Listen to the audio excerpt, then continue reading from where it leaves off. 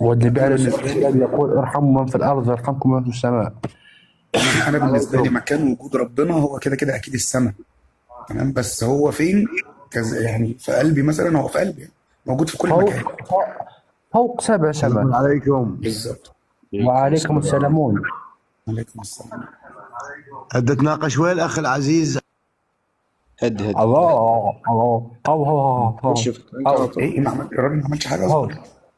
الله الله انتم مو تعبدون شاب امرد قاعد راقص يا سلفيه؟ لا، الشاب الامر ده ربك مو ربي. ربك اللي ينزل يوم عرفه على الجبل مدلدل